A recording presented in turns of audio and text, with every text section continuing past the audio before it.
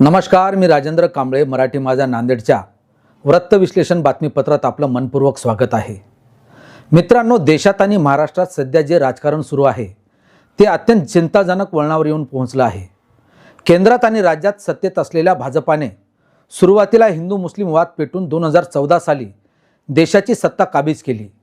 पण आता सत्ता कायम ठेवण्यासाठी हिंदू समाजातीलच वेगवेगळ्या जातीमध्येच एकमेकाप्रती द्वेष निर्माण करण्याची कडू नीती अंमलात आणली जात आहे. अर्थात तोडाफोडा आणि राज्य करा अशी नीती देशभरातील विविध राज्यात राबविली जात आहे. महाराष्ट्रात आपण पाहिले, आधी मराठा विरुद्ध धनगर आणि मराठा विरुद्ध ओबीसी असा वाद पेटवला गेला आणि आता थेट अनुसूचित जातीमध्ये म्हणजेच बौद्ध आणि मातंग समाजात अबकड वर्गीकरणाच्या मुद्द्यावरून धुळीचं बीज पेरल्या जात आहे. ज्या मातंग आणि बौद्ध समाजाची शेकडो वर्षापासून सुखदुःखात एकत्र राहण्याची मजबूत भिंत उभी आहे, ती एक संघाची भिंत पाडण्यासाठी आता एक अत्यंत बालिश आणि विघातक वाद पेटवला जातोय. आमचे अण्णाभाऊ साठे मोठे की तुमचे बाबासाहेब आंबेडकर मोठे असा वाद आजच्या अज्ञान तरुणाईच्या गळ्यात मारला जात आहे. पण हे राजकारण करणाऱ्यांना आणि या वादात अडकणाऱ्यांना इतिहासाची पानं ठाऊक आहेत का, या बाबीचे आत्मचिंतन होणे गरजेचं आहे.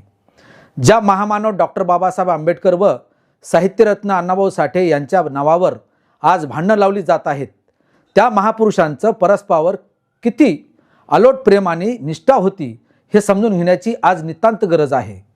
साहित्यरत्न अण्णाभाऊ साठे यांनी कधीही स्वतःला बाबासाहेबांच्या बरोबरीचे मानले नाही.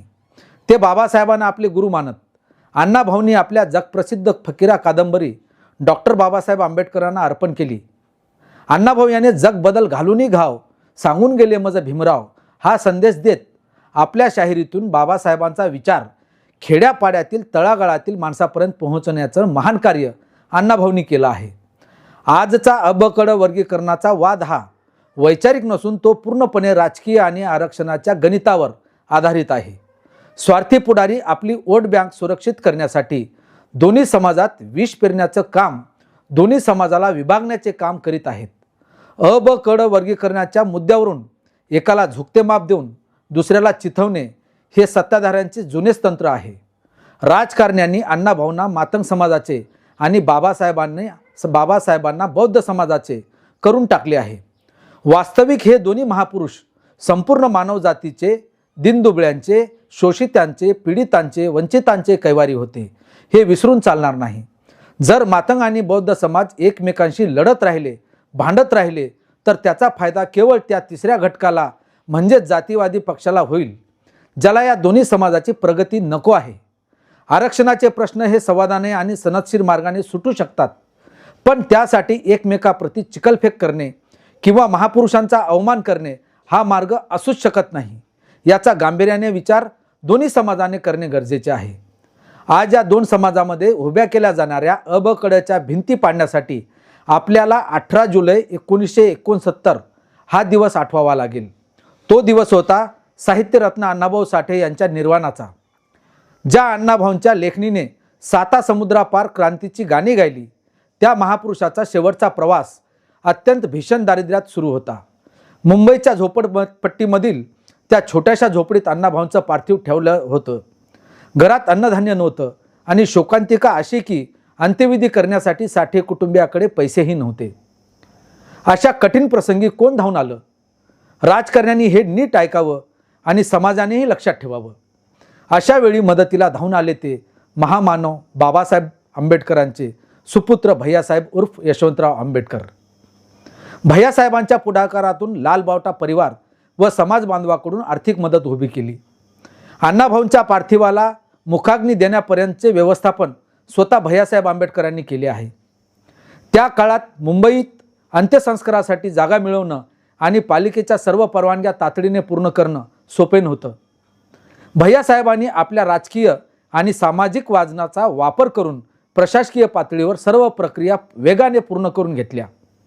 अण्णाभाऊंच्या पार्थिवाला सन्मानपूर्वक आणि सुरक्षितपणे स्मशानभूमीपर्यंत नेण्यासाठी लागणारी संपूर्ण व्यवस्था, कायदा व सुव्यवस्थेचा प्रश्न निर्माण होऊ न देणे आणि कार्यकर्त्यांना शिस्तबद्ध ठेवणे यासाठी भैयासाहेबांचे नेतृत्व तिथे काम करत होते. मित्रांनो, हा सन्मान एका मृतदेहाला नव्हता, तो बाबासाहेबांच्या वारसाने आपल्या वडिलांचे लाडके शिष्य आणि क्रांतीच्या शाहिराला दिलेला सर्वोच्च सन्मान होता. जर या महापुरुषांच्या कुटुंबात एवढा जिव्हाळा होता, तर आज त्यांच्या अनुयायामध्ये हा वैरावाचा विस्तव का पेटवला जातोय? याचे आत्मचिंतन बौद्ध आणि मातंग समाजाने करण्याची वेळ आली आहे. शेवटी एवढंच सांगावंसं वाटते, अ ब कडे हे तांत्रिक वर्गीकरण असू शकते, पण मनाचे वर्गीकरण होता कामा नाही. जर आज अण्णाभाऊ असते तर त्यांनी नक्कीच म्हटले असते, अरे बांधवांनो, भीमरावांच्या विचारांची मशाल विझू नका रे. आणि बाबासाहेब असते तर त्यांनी आपल्या अनुयायांना एकमेकांशी लढण्याऐवजी शिका, संघटित व्हा आणि संघर्ष करा असा संदेश दिला असता. आपल्याला पुन्हा एकदा अण्णाभाऊंच्या शायरीतील ती धग आणि बाबासाहेबांच्या प्रज्ञावंत विचार एकत्र आणून स्वार्थी पुढाऱ्यांचे हे घाणेरडे राजकारण गाडून टाकावे लागणार आहे. तरच खऱ्या अर्थाने आपण या महापुरुषांचे वारसदार म्हणून घेण्यास पात्र ठरू शकतो. अन्यथा येणारा भविष्यकाळ आपल्याला कधीच माफ करणार नाही, कधीच माफ करणार नाही. मित्रांनो, तुम्हाला काय वाटतंय? या राजकीय षडयंत्राला बळी न पडता दोन्ही समाजाने एकत्र येण्याची गरज आहे असं तुम्हाला वाटतंय का? याबाबत तुमच्या प्रतिक्रिया खालील कमेंट बॉक्समध्ये नक्कीच कळवा. बातमी आवडल्यास बातमीला लाईक करा, जास्तीत जास्त शेअर करा, आमचे चॅनल सबस्क्राईब करा आणि बेल आयकॉन पुश करा. धन्यवाद.